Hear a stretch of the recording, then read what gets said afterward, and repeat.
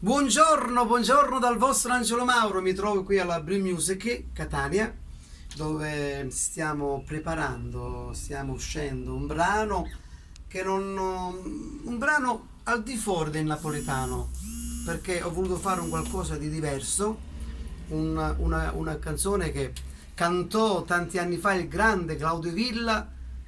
Voi dite Claudio Villa, Angelo Mauro, e che c'entra? C'entra perché io sono nato mentalmente e musicalmente con i brani di Claudio Villa.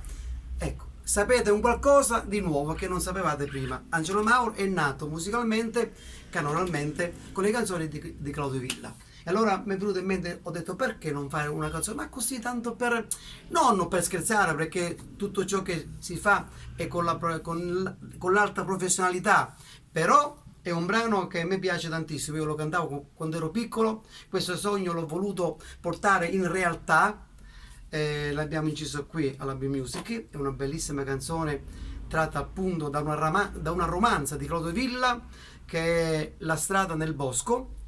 Io la canto all'Angelo Mauro, però voglio vedere veramente, realmente quanta gente, quante persone che andranno a visualizzare questo brano. Però fatemi una cortesia, ve lo dico di vero cuore, visualizzate, sì, ma coloro che veramente amano e capiscono questo genere di canzone all'italiana.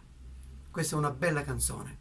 Io mi auguro veramente di cuore che questo brano faccia veramente tante visualizzazioni, lo spero tantissimo e vi giuro, l'abbiamo fatto così. Ecco, diciamo per scherzare, che poi le cose scherzando diventano serie. Perciò mi raccomando, buon ascolto da Angelo Mauro.